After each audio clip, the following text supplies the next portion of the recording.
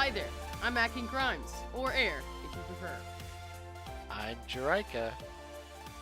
And I'm your DM, Jay, and this is Insight Check, where we delve into the dungeon of your bad decisions and retrieve the treasure of wisdom. Now, everybody roll an insight check who's listening to see if you can sense any deception. Okay, I assume you rolled well. I feel like mine was pretty good. Yeah, yours sold me. My Jerica needs work. The problem is, Jerica is the queen of a million voices, along with being the queen of murder. So there's no way I am ever going to be able to... It's true, and I laughed too much. I feel like me and Jerica are simpatico in that way, in that we both do random weird voices. I enjoy them highly. I can't. I'm very method. I need to get into character before I can start drawling on in some terrible... No, I'm not as good as y'all. I was thinking about accents recently, and I was thinking specifically about introducing you all to a town of elves when I just give elves one accent, and that's how I distinguish an elf from everyone else. And then suddenly there's a whole town of elves, and like, how do you tell them apart if they all just speak vaguely Irish, Scottish kind of blend? It's been a challenge, certainly. A challenge I have not succeeded at, but we live and learn. My favorite part of our game is I cast tons on myself when we came into, like, Feytown, and it was covered in Lachey and various other Fey creatures. And so, like, we went up to this... I think he was a ladder. I can't remember what the shopkeep was, but he was speaking in... Sylvan, and so having tons on, I started speaking to the shopkeeper in Sylvan, and really the only differentiator from common is we just started using like vaguely Scottish Irish accents. That was the absolutely. best part for me. I need to work on my accents. I don't do any accents. As a DM, I kind of almost have to. I mean, okay, all right, listeners, you don't have to do accents, but I feel like it really helps to keep characters distinct from each other. It's very hard when you have 4 or 5 different prominent NPCs if you give them all the same voice, which is just your voice. Then you have to be very clear every time, like, okay, now Korok is speaking, and Korok says this, and now Alex is speaking. Now, if I just give Alex a very flamboyant accent, and I give Korok a very flamboyant accent, and I give Cyrus a very flamboyant accent, it becomes much easier to rapidly switch between these different characters. No humdrum PCs in our game. Everyone is flamboyant. It's perfect. Everyone is weird. So are all of our characters. So they fit in very well in this NPC world. So then, guys, would you like to meet me at the mouth of the dungeon? I would. Ooh, we're not even starting in town. Thrust in medias res right into the adventure. Well, I am a sucker for the in media res. Can't we go back and buy some healing points? Oh, I'm assuming we came from town and we have like 50 healing potions and half the townspeople hired as like NPC, you know, everyone carrying a 10-foot pole, and we just kind of urge them on ahead throughout this dungeon. Oh yeah, bringing it back to the railgun. Yeah, the railgun is a great thing, except in this instance, the railgun is the dungeon and we're loading it with the ammunition that is townspeople. I thought it might be fun to talk briefly about a topic that I'd seen on Twitter. Matthew Colville was talking to one of his fans. He'd been asked about Session Zero and whether or not he used Session Zero and how he conducted a Session Zero. And his response was basically that he did not use Session Zero and he didn't believe in a zeroth session, that the first session was obviously Session 1. He also doesn't apparently believe in Chapter 0 or anything of that nature either. The first chapter is the first chapter, and if there's a chapter before that, it's Chapter 1. That was his specific response, which I thought was kind of amusing, if a bit obtuse, I guess. I mean, prologues are a thing. I was going to say, as an independent fantasy author, he's got 2 books. If you buy them both, pitching him $5, it's for the books. He gets $4. He gets $4, yeah. Absolutely. No, like, obviously, we love Matt Colville, and Matt Colville, if you're listening, you're not listening, but if you're listening, I would just say, yeah, that's, you know, I think a prologue is great. I don't know, I'm a big fan of the idea of a Session Zero. I think sometimes, I think like all advice for D&D, it comes down to the culture of the table. You might have a group of people, if they're friends or whatnot, they already know each other really well. They might already be interacting, and they've already shared details about the characters they're playing. They might already be thinking of ways they might tie into one another's backstory, or how they might want to, oh, that's someone I really want to interact with or get to know better. Whereas if you don't have that kind of culture at your table yet, it's something you need to build because you're playing with new folks. I think a session 0 is very useful because it lets you do things like set ground rules and introduce PCs and whatnot. Right. I think the difference with Matt is his experience with Dungeons and Dragons is mostly at the table or at game stores with his friends, with people he knows, with people he's met before. I mean, I can't speak for his experience in its totality, but generally it seems like he plays a lot of in-person Dungeons & Dragons, in which case, if you're playing with your friends, you don't really need to Session 0 as much. I don't think we had a Session 0 for the F-list. And when I said that, what I meant was we were all sharing tons of stuff about our PCs. Like, we didn't get into backstory, but I'm going to be a bard and I want to go College of Lore and I'm going to be a barbarian.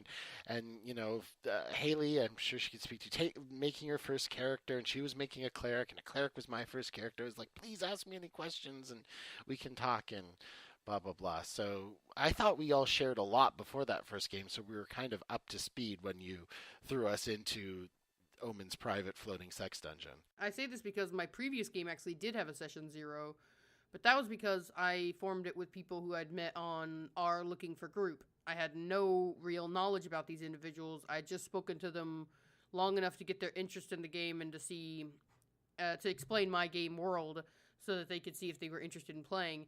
And so since we had had very limited interaction, I did have to set some ground rules and go over some things and make sure everybody understood where I was coming from. Because sometimes there are players who believe weird things and who want to do weird things and who want to use Dungeons & Dragons for weird reasons. And so you do have to kind of, if you're playing with people you've never met before, it can be helpful to set expectations about what the tone is going to be like and what is acceptable behavior at your table, how much you're okay with using electronic devices, how much you're okay with distraction or table talk. These are the kinds of things that can be useful to establish before a game. Because if you don't set those ground rules, then you're going to have some friction for those first 5 or 10 games where people are learning these rules the hard way by breaking them. Right, and once you get in game, if you haven't ever told someone, here's what I expect, and they think that what they're doing is fine, and then you have to, lay the hammer down, it's going to feel more awkward than if you had that initial session of like, here's how I like to run things, and let's discuss from there. Absolutely. And if your world is like a low magic, gods are dead, very stressful campaign, and you don't tell people about that beforehand, that's going to be a big problem too, because they may be coming down here expecting Faerun and instead get Dark Sun, and it's going to be a hard time for them. Right. And I think we kind of had like I would call what we did first like a session 0.5, because you all had to hold my hand through making my Roll20 sheet, and we talked a little bit about things, but yeah, you'd also sent out, and I think it's interesting. I find it interesting saying that Matt doesn't think that Session 0 is a important part, but he talks a little bit in his Running the Game series about sending people emails beforehand with information about the world and laying out backstory. And so even if you don't do it in person, I feel like you could count any pre-game prep that you do as Session 0. And to be fair to Matt Colville, I think part of what he was explaining in his tweets as well was that he did do character setup at the table sometimes, but he all thought that was a very normal part of the first game. He just didn't imagine a Session 0 where all you did was that. He wanted to make sure that you did that, but then you also started playing at the same time, which I don't know if that is a major distinction or not, is enough to draw your line in the sand and stand on that hill and die on it, but that was the distinction that he made, that his idea of a first session wasn't a Session 0 because you actually played in it. I think that there are a lot of Session 0s that you play in. But at the same time, having a little 30-minute Session 0 on the same week that you play your first game, I think is a great idea for people who have never played with each other before, people who have never played D&D before. If you don't know each other super well, if you're playing online, especially with groups that formed in random communities, I think that a session 0 can be super helpful. But at the same time, I totally get the idea of not wanting to spend 3 hours at a table and not get to roll some dice and slay some monsters. I wouldn't do that either. Yeah, I think having some time for people to, like, make sure your personalities mesh and you set some, like, here's what I'm comfortable with, here's what you're comfortable with. Please don't, like, if there's some things that you would worry about in a campaign, like, as a player, just getting to say, like, there's not going to be any of this, right? Or, you know, is this game going to be right for me? And I think you definitely need to make time for that to make sure that everyone is happy and comfortable. Like, this is like so like online dating, but for D&D. It was like, well, her It is, it her really profile said she was a Faerun, but when we met, she was totally a Dark Sun. But when you take the the picture from up here, you can't even see the Sorcerer Kings. I think that there's actually an example in our game where I could have actually benefited from a session 0 for us, and that's in some of the Aboleth stuff got really dark for some of our players, and they expressed to me some concern about the darkness of the content that was going on, and certain themes weren't meshing well with them and their anxieties. And so I actually have carefully avoided certain elements of that creature encounter since then. And that's another thing that you can just cover in your D&D session 0.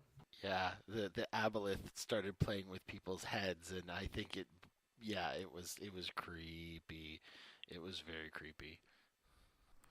Yeah, I think you just need to, especially since, we all met basically when we started playing our game, and so we didn't have any of that background knowledge of, like, if I was just putting a group of my friends together, I would generally know what their tastes are, or know the things that might, like, be no-goes with them. But if you don't know those things, I think it becomes increasingly important to set some time up just to chat about those sort of things, because it becomes hard to bring up maybe later because you don't want to. We've talked about it a little bit, the, like, you don't want to hurt people's feelings, or you don't know how to say things once you've gotten, like, a little bit into things. So yeah, it's like how I've been learning that apparently deeply complex political intrigue is not maybe Air's favorite form of play. But it is mine. Let me clarify by saying deeply complicated webs of deceit and political intrigue are awesome. It's just that Air is too much of a dummy to keep up with it all, and he's like, "What's going on? What's going on? I'm just gonna sing songs." Which suits your character, so it's yeah, perfect. I'm happy to be confused. I love it. All right. My character is not the sharpest tool. He's a tool, but he's not the sharpest one. He's a different he's kind not of a tool. tool. Yes. He's a little sweetheart. He's a sweet, sweet boy. I have a very soft spot in my heart for him right now because the last session was When very his sad. fantasy girlfriend broke his wee little heart.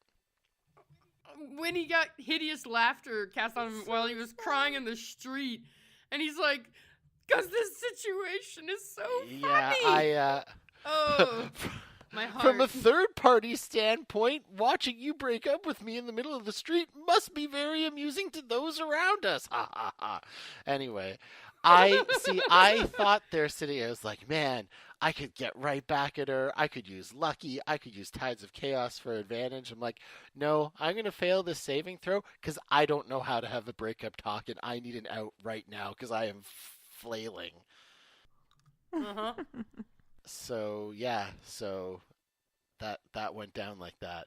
We ended on a laugh. Dark. All right. So we also wanted to talk a little bit about some Kickstarters that are going on right now. Some very cool tabletop D&D related Kickstarters. Yeah, Wormwood has, I just like to drool over Wormwood's everything that they do. Especially, I found out that they make all of their stuff like just outside of Boston, so local to me, which I think is real cool. Their workshops, I think, about like half an hour, 45 minutes south of here. Um, so I like to support local businesses, and Wormwood makes some beautiful stuff. And they have a Kickstarter of a kind of combo kit for dice and mini storage, and also I think leather lined tray to roll your dice in. And so they're up on Kickstarter now. They have been fully funded, but you can still jump in on that. If you go to wormwoodgaming.com, you can follow the link on their homepage to their Kickstarter. And this has been up for a couple weeks now, at least a week. It might still be open. We think it will be by the time this podcast goes to air live on the internet. But our dear friend, who we mention constantly, Matt Colville, has just started a Kickstarter for a whole bunch of fun stuff, or at least it's going to include a whole bunch of fun stuff. But primarily, it's based around a source book for creating fortresses, for creating stronghold rules. Strongholds. So once your party gets to a certain level and they want to create a base of operation, they can build a stronghold, and it offers rules for that. The stronghold is supposed to offer up certain perks that are class dependent. It also comes with potential followers for your stronghold. So a whole set of rules around that, and then it's also coming with, it's going to be packed in with the book, a adventure around your stronghold, getting materials to build it, and so on and so forth.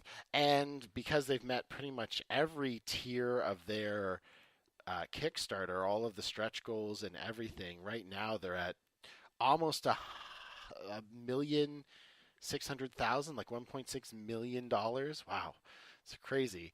Well beyond their goal, so they have more than backed it. It's going to have minis in it, a lot of really cool ones, crazy gem dragons of some sort, a lot of really neat content. So feel free, if you don't catch it, at least you can purchase it when the money that they've put together on the Kickstarter is used to create all this cool stuff. And then it's also going to be used for streaming his game, so you can see him put all the good advice he has thrown out onto the interwebs to practice when you watch him play a game with his friends. So while we're going around the internet kicking all these starts, I thought we might also mention Dice Bottles by Jonathan Ross, D&D 5e healing potion kits. These are little vials that contain enough red D4s to constitute a healing potion.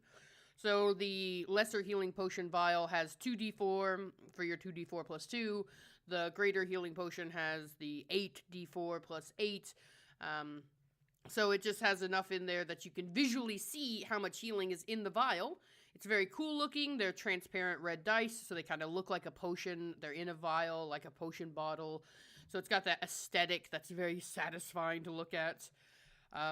You probably don't want to drink them. They look pretty sharp. D4s are the sharpest ones. Yeah.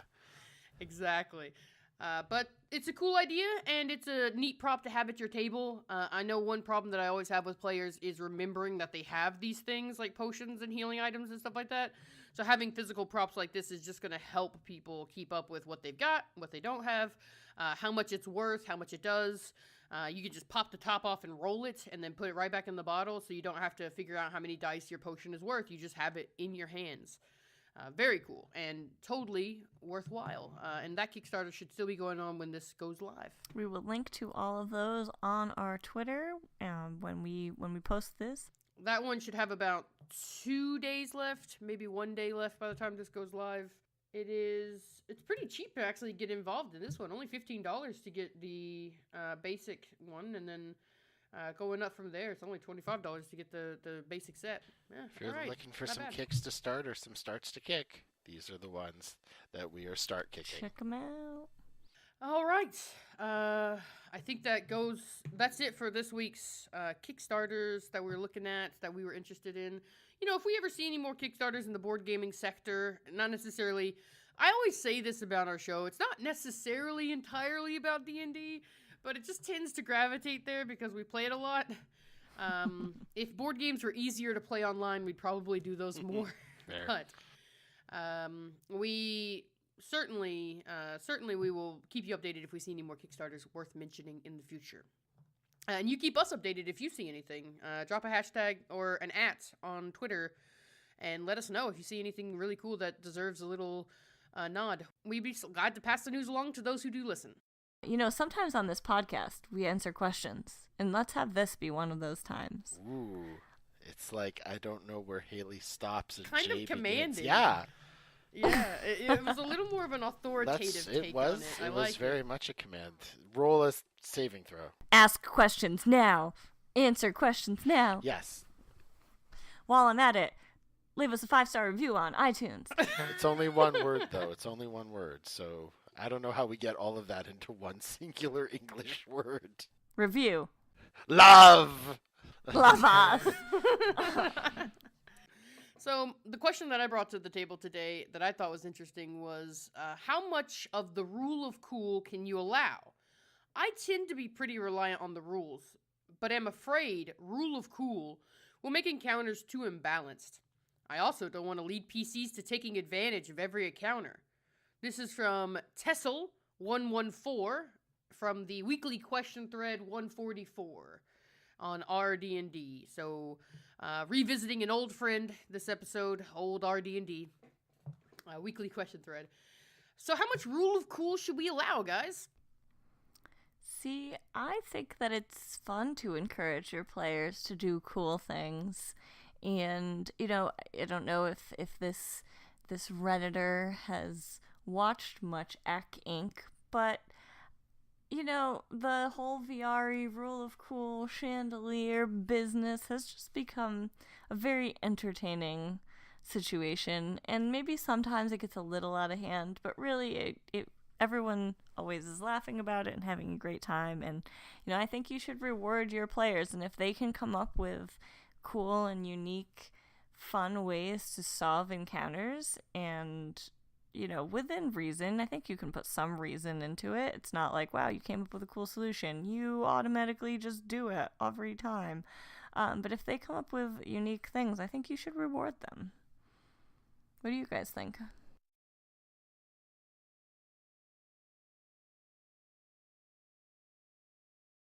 So, Jay, you and I have had what I think is a very interesting conversation before, because as we know, I tend to be more of the narrative system aficionado, and you made a really interesting point to me where you said, I like systems like D&D with a little bit more crunch, and correct me if I've got this wrong, but I like them because it creates a third-party state of cut and dry, black and white conditions around like what a spell does or what an ability does that takes agency out of my hands, forcibly takes agency out of the hands of the DM and gives it back to the players. Things have to go this way according to the rules.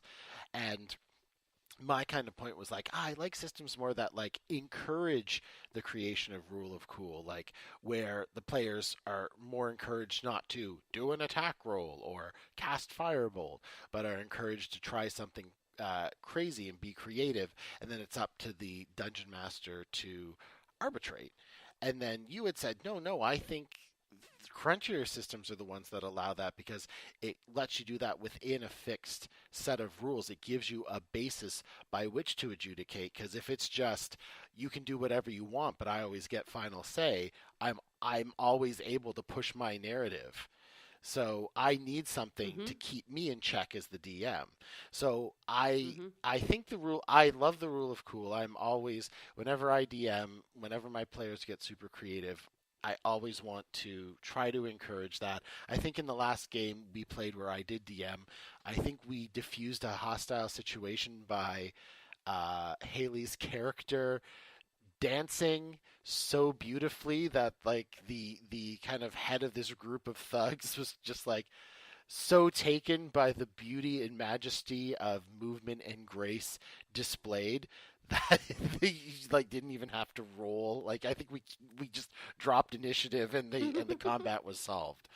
So that I know I love it. But I thought it was really interesting when you were like, no, Rule of Cool requires hard and fast rules, and I thought, no, it requires open-ended narrative stuff. Right. I think that there are moments in D&D that cannot be replicated in any other system because of the crunch. Any other narrative system, I'll say. I think that this is a spoiler for the end of Critical Role Season 1. Pause. So if you are going to watch Critical Role Season 1 to the very end, I'll take my headphones out. No, be warned.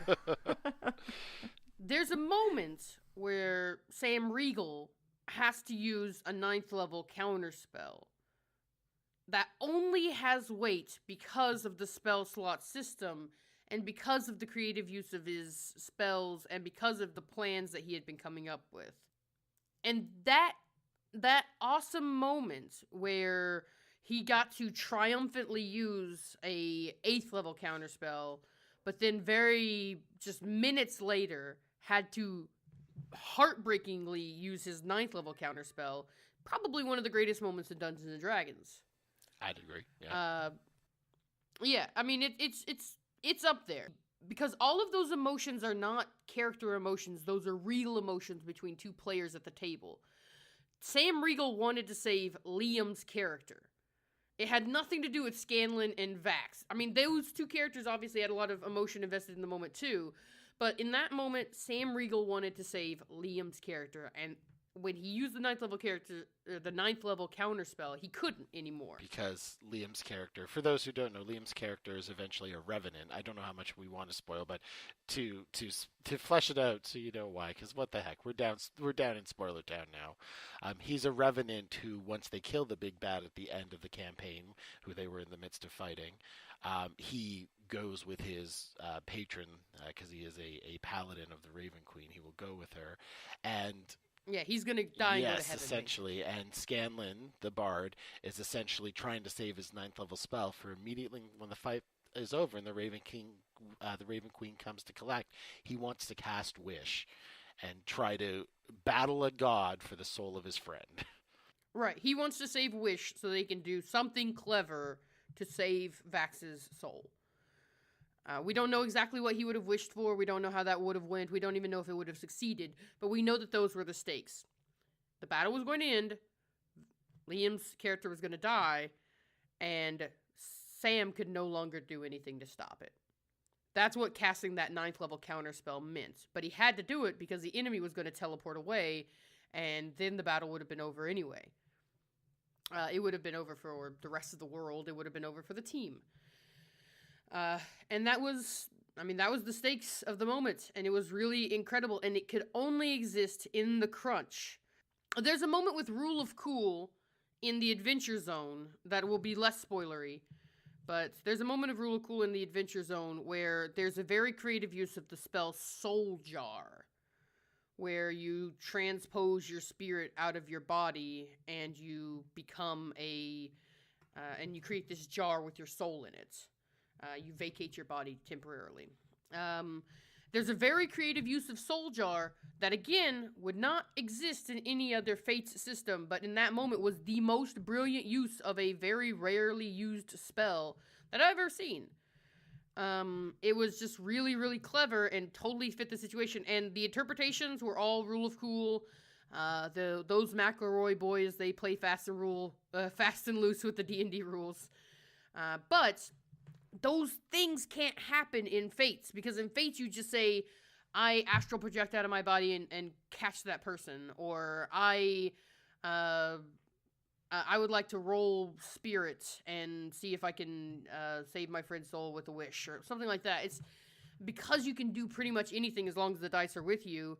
There's no real restriction, and there's no real sense of accomplishment when you actually do think of a very clever solution, because you can literally do anything. So it's easy to be clever in a system that doesn't restrain you in any way. It's much harder when you have shackles on your hands to figure out how to break out of that jail cell. It's much harder when you are restrained to figure out how to do something really cool. And it's those moments of cleverness within those rules that are interesting. Making the aboleth float above the water is a thing that couldn't really come about in a Fates system. because it wouldn't have the mechanical, crunchy advantages that it did in that particular situation. And I think my counter argument was exactly that. The Aboleth had tried to mind wipe or mind control our barbarian friend, played by Jerica, and I had suggested her to say, no, stay with your friends instead of going to the scary monster. And so that was a time when the system didn't have an answer to those two competing things, and you on the fly had to rule, well, how am I going to do this? And we had like a psychic battle of wills over, wresting control of our barbarian friend. Yeah, and that's exactly the thing, is like, I don't think that there shouldn't be rule of cool. I absolutely think that there should be rule of cool. I absolutely think that sometimes you need to let the rules go and embrace the narrative in the moment. But I think that if you always play like that, I think if you have a system that is always like that, then it loses some of the value. I think that it's cooler when at moments you ease back the restrictions and allow people to just be creative in the moment. But I think that when it comes to hard and fast mechanical situations that are very specific, I think it's better to bring in those limitations, because then you force the individual to think creatively, and when they come up with a solution, it's going to be really incredible to everybody at the table. When they just happen to have the perfect spell for that moment, when they just happen to have the right ability and the right timing and the thought at the right moment, then you're going to be like, holy cow, this person is really incredible. Getting back to Bert's heartbreak, if she hadn't had hideous laughter to make Bert laugh at that moment, it wouldn't have been nearly as sad of a scene. But man, that was depressing. Bert being devastatedly heartbroken, but laughing because of the spell. It was very thematic and cinematic. But yeah, I just think that the restrictions and the crunch of the system can create the rule of cool moments that you can allow. And I also happen. want to say that I normally recommend more narrative-focused systems that are rules light for new players, so they're not overwhelmed by the complexities of something. Like, I would say D&D is probably in the medium range of crunch. Like, it's not like Burning Wheel or GURPS. Yeah, it's no Vampire the Masquerade. Yeah, some system that is just like incredibly rules heavy. But I think there's actually the reverse side of that is something I was thinking about recently. Maybe, Haley, you could mention this. I think there might be a certain comfort in there being just the right amount of rules for people to know that, and I say this specifically for our friend Haley, they're doing it right. Like, they are coming and they are learning and they are figuring things out. It's kind of hard, I think, to walk into a system where it's like, well, you can do whatever you want. And you're new to this, and I think a lot of people come in presupposing, well, there must be a right way to do it. And as we've said before, a lot of the magic of D&D is when you realize that, yeah, there's a set of rules, and you can completely forego them and do something creative and crazy and have to lead the DM to adjudicate on the fly. So Haley, like when you came into D&D, you're not a new player anymore, but you were newer when you were coming into our game, did you find like there was a certain comfort in knowing there were things to learn, and there was like, yeah, you know what, this is easy, it's just an attack roll, or it's just a healing spell, or like I don't have to think of some crazy convoluted way to do this or describe this, I can just roll this and it's in the system and I get it? Yeah, I think it's definitely, that's like a good baseline, and I think like having the spells and having them have specific effects, it's like I don't have to think up a brand new thing like every time I want to do something. But I also think that coming in as a new player and not having the background of like, here's exactly how this spell works every time, has made me like sometimes do things that like you guys have been like, wow, that's really different, and I'm like, well, that's just what I thought this could do. Because I don't have like the preconceived notion of like, here's what situation that you would use like this kind of a spell in. Like not having that in my back pocket, it's like a mix of the two. Right. Yeah, you have because you're reading these spells for the first time, you're just kind of getting the flavor of the spell, and so your mind is a little more open to different uses. You're not picking up on the little crunchy bits of the spell that limit its or restrict it or limit it or prevent it from being used in a typical situation.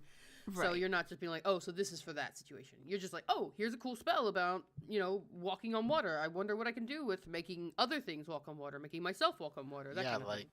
It's right. That whole Zen cultivating the beginner's mind sort of thing. Because once you once you're deeply into something, like when I see Water Walk, I'm like, utility spell, move on. And it's not something I ever give a second thought to. I'm looking for Yeah, you see willing creature and you go, yeah, okay, so that's just for allies. yeah, exactly. It's for when we need to walk across a river instead of having to make a bunch of athletics checks to swim across it. But because you're coming to this fresh, Haley, you had, like, literally when I told you I would have never thought of that, I meant it completely. I would have never thought of that. Yeah, and it all came out of me just not reading the spell, right? I was like, oh, I can just cast Water Walk and it makes things underwater float to the surface. And then, like, we found out, oh, it's a willing thing, and then we figured out how to make it work that way, as opposed to, like, But it was still the other way like, around. we found a way around it. Like, it was still, it's the one we always harp on because it was really like the Wonder Twin powers activate kind of moment of like, suggestion, Water Walk, yay, now we get to fight you on land and you get to move 10 feet and we're going to kick your octopus rear. Yeah, because you were a group of level 5 characters fighting a CR 10 creature. Yeah. I mean, it was a bad situation. Yeah, Jay. Yeah, it was. Yeah, and the other thing that I would say, I would challenge people to try to like read your spells over in a new eye, and also like DMs be open to like if your players are like, can I do this, and you think it's cool but maybe not like 100% traditional, like maybe let it slide every once in a while or give it a slight penalty. One of the things that I've actually been noticing, being someone who's getting into Critical Role more now with the new season. I hadn't really watched it before. I really like, sometimes Matt will do things where someone will want to do something really cool and then they don't roll super well. But instead of saying, no, you can't do it, he'll be like, well, you do it, but then when you land, you roll your ankle and you take 4 points of damage. So they still get to do the cool thing that they came up with, but there's a slight penalty to not having rolled well or not having done something. So you're still having that like cool, awesome factor and rewarding your players. And they're like, wow, I still did it, even though it was like this hard thing to like jump through a burning building or whatever they're trying to do. Yeah, because it's like a good DM is the one that takes that as a chance to give you a penalty. But it's like, I try to jump across the bottomless chasm and it's, well, you don't make the save, your character's dead. Like it's cruelty beyond measure, as opposed to you barely make it and you grab on the side and you're clutching on, and I'll give the barbarian a chance to make an athletics check to pull your ass up. Like that's the kind of, I think, thing that comes. It's the reason DMing is an art form, is because it is really much about feeling out situations and being able to on the fly craft a narrative that is fair and balanced and interesting and makes everyone feel awesome, even when the dice don't go in their favor. So I have a question that didn't make our last DM advice show, but I think it can be a little bit entertaining. We kind of see a lot of things on our D&D about difficult players or difficult DMs, and so this person, this is on DM Academy, posted by DM No XIV. Number 14, yeah. They're asking how to help deal with a player who worries about stats and balance. Apparently, in this person's homebrew campaign, they have a player who is a real stickler to the rules, and whenever they create monsters or use homebrew material or rearrange monster stats, this player asks to cross-reference them or asks to see the monster stats, and apparently after encounters or during events, they are finding themselves defending what they're doing in regards to stat balance in their game. So they're asking for some advice on how they should deal with this player. Are there any clever ways to deal with players who are always looking up the monsters in the book whenever they come across them in an encounter? Find better players. This would be true. Question Find answered. players who let you run your game. Yeah, if I have somebody who's constantly second-guessing me on everything I do, I would probably not play with them for very long. Really? Because we've been playing together for months, and I think I do it every game. You correct me on a rules interpretation, which is a little bit different than asking me to see what my monster's stats are, and haranguing me about what kind of attack bonuses or armor class bonuses I give to a different beast. That's true. That's a crazy thing to ask your DM. Like, can I see your monster stats and check them and make sure that I they're have the balanced? monster manual right here. If is this guy? Like, yeah.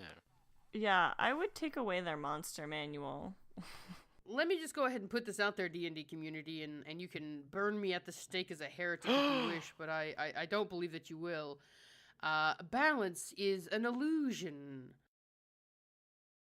The 5th edition is very well balanced as an edition. A lot of the stats in classes are surprisingly well maintained. Things that you normally would think would open themselves up to being imbalanced, like polymorph and other spells like that, are actually shockingly well managed. That being said, balance is an illusion. A group of 5th level characters could die to a roper because it has very good abilities and a lot of attempts to grapple individuals every turn. I think you get something like 6 attacks. It's very tough for a CR5 monster. An Umber Hulk can be incredibly difficult for parties to face.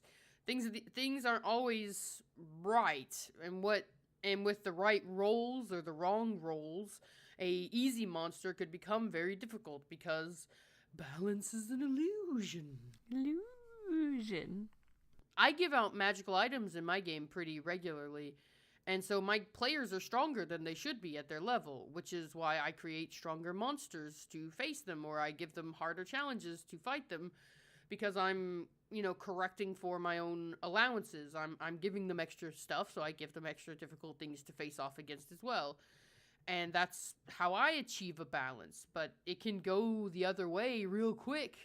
And suddenly a Rimmeraz is one-shot our cleric. Oops. And that's just the nature of the game. Sometimes you roll a natural 20 on an attack from a very strong monster and kill a player. But it's just how D&D goes. And was the encounter balanced? Oh, no. Do I care? Not really. It was an interesting moment. It was dramatic. It was cinematic. It was based on player choices. I mean, the player chose to run across the swamp. But It's it was Haley. it was talking about Haley. Yeah, I'm talking about Haley as if she wasn't here. But it was interesting, and ultimately we resolved it in a way that made everybody happy and made the moment memorable without being, tragic. But yeah, the game is just a game of random chance, and things happen sometimes for no particular reason. You really shouldn't be hung up too much on balance, and don't give your DM a hard time. They're doing their best. This game is complicated. Yeah, I don't know, just players, please stop. Just don't correct. Don't correct people when they're making a game for you to enjoy. Yeah, if you're not having fun in the encounters, if they're proving to be really, really hard every single time and you're dying a lot, then just find another game. I don't know. That's vote with your dollars, vote with your time. If you don't like the game, don't play in it. But don't it's not healthy to be in a relationship where you're constantly checking over their shoulder either. All right, so coming from our favorite spot on the internet, our D&D, should I kill a PC to make an in-game point?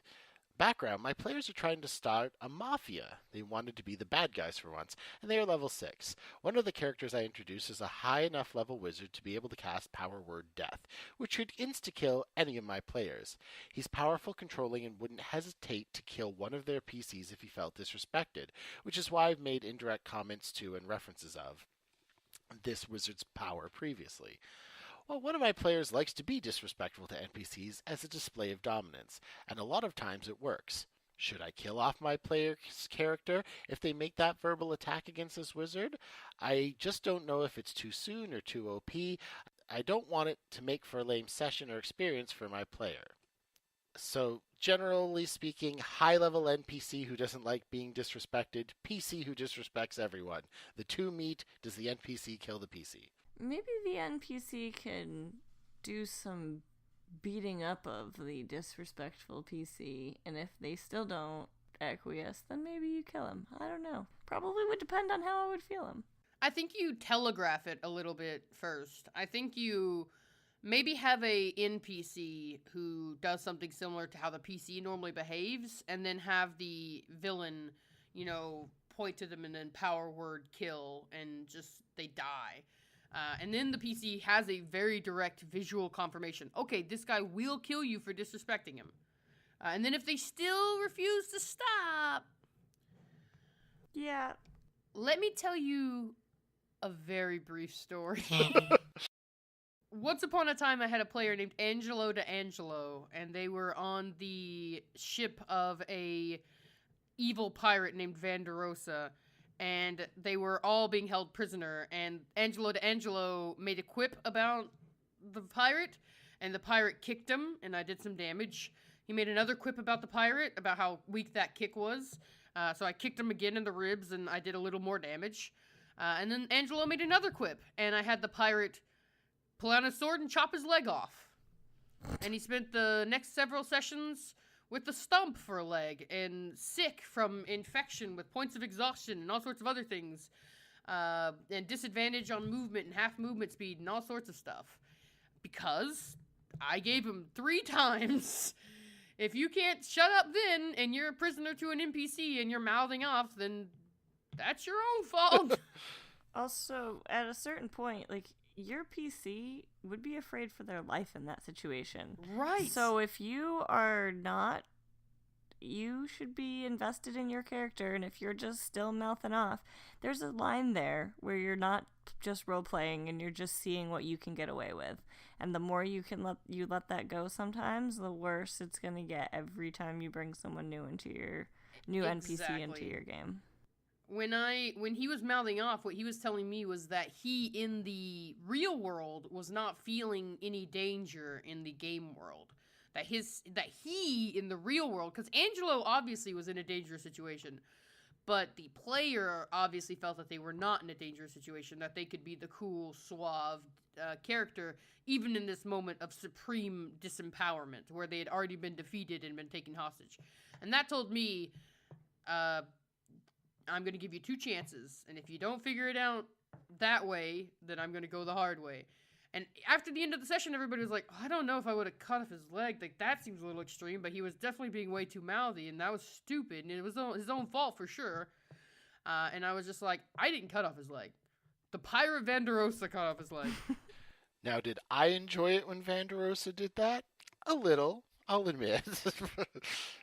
No, I it's my cousin. I don't feel good about cutting my cousin's leg off. I felt good about it. But at the same I felt good for both of us. I felt more than good enough for both of us. It's always the bards. Yeah, I had linked to a Dungeon World game on the Insight Check podcast run by Adam Coble, and they're getting their character set up, and someone plays a bard and has this ludicrous backstory and everything, and Adam just quips, well, the bard has to be the most obnoxious character in the party, so you're off to a great start. All right, we had one more question we wanted to hit real quick before we ended today. We do, which is the following: how to deal with an uninvited player. It done on our D&D says, hey everyone, I'm running my second session of my first D&D game. This is my first time DMing, and it has been going well so far. I have a player, let's call him Frank, fucking Frank, that has invited someone to our session without consulting me. The situation is interesting because Frank runs a bi-weekly game in which the group also participates, so we switch off every week. At this point, I'm not sure I want other people in this group. I am also a little upset that the other DM player is randomly inviting people. Currently, I would like to put my foot down and say I do not want another player. I also don't want to piss off my friend Frank. He has taken these liberties before inviting people to the game he runs, which I can't really say anything about. I would really appreciate any advice or perspective to this really specific issue. Should I tell Frank to fuck off or no? That last part might have been ad-libbed by air. I think even if he's inviting people to his game that he DMs that other people play in, I think that it's, even though it's the DM, is maybe those of you with more DMing experience can jump in and disagree with me, but I think that it's even if the DM is running it, it's still everyone's game, and everyone needs to be okay with who's at the table. And just having random people show up with no heads up, like, it can throw your players off. Like, we've had guests, but you've been very clear, like, I'm bringing a guest in. Who, do you have people that you'd like to play with? And I think you know us pretty well, and we've had some great people. But yeah, I think you're absolutely correct. I think you need to be able to consult your whole table when you bring somebody into the game. A D&D group is, especially a campaign, where you're dedicating a set amount of time every certain number of weeks, like when there's like a real commitment there. That D&D group is basically like a little family, you know? Maybe actually a little different than that. I mean, they're like a real circle of friends. I don't meet my family every week. But it's true. I talk to you guys more than I talk to my family sometimes. It's family day up here in Canada, so I feel a little bit torn in saying ditto. Yeah. It's a real circle of friends, though. There's a commitment and a trust there, and you have to be all in on that. You have to kind of be fair to them and treat them right, because if you don't, it's going to make the game less fun to play in. Bad feelings will seep into the game eventually. Yeah. These are words of experience. Also, Frank just throwing new players at you with no warning when you're a first-time DM. Frank sounds like he's being an asshole. So you should tell Frank that, he's putting a lot of stress on you as a new DM, and that, maybe this player would work out, but you want to make sure that everyone is okay with it. Right. Oh, yeah. A DM shouldn't spring a new player on their players. A player should absolutely not throw in a new player on their DM. That's crazy. That's insane. Because, like, whereas for a DM, it's sort of a dick move because it's like, oh, this is your game, this is your world, whatever. You're already introducing them. You're going through all the trouble of working them into the plot. You sprung them on us. That was rude, but whatever. For player to a DM, it's like, now I've got to make room for you in my world. I've got to make room for your character. I've got to make time to introduce you to my setting and figure out how you fit into the story and restructure some of my plot to put you into the game in a way that makes sense. And adjust your encounters to make them work for a larger party. Yeah, adjust my encounters to be right size for a larger party. It's nuts. It's really ridiculous. I can't imagine... I can't imagine a person just showing up and being like, oh yeah, Tom told me I could play. I would love for a guest to randomly show up in our game and Jay's first reaction be, whoa, you guys might actually have a chance. Yeah, when guests call out for a session without good notice, I always like, ooh, all right, well, this is going to get hairy. The CR on that monster. I'm not adjusting shit. Oh, man. All right, guys. I think that is an episode of Insight Check. I'm going to go ahead and say I agree. Is there consensus, Haley? Yep, I agree as well. Good job, team. All right, gavel down. Insight Check done. All right, Haley, you're the best at taking us out, so why don't you lead the charge? All right, thank you for joining us for this episode of Insight Check. Hopefully we have inspired you and answered your questions, and if we haven't, you should tweet those questions at us at InsightCheckPod on Twitter or hashtag InsightCheck. Send them our way, and we will do our best to get you some good answers. Thank you, as always, to Vinswept for our intro and outro music, and to Amy T. Falcone for our cute faces. If you haven't seen our new banner with our additional members added to it, you should check it out. If you have been enjoying this podcast, we would love and greatly appreciate forever if you would give us a review and leave us a comment on iTunes to help more people find our humble advice show. Answering your cues from our collective A's. This? Yes, we finally did it. This was Insight Check.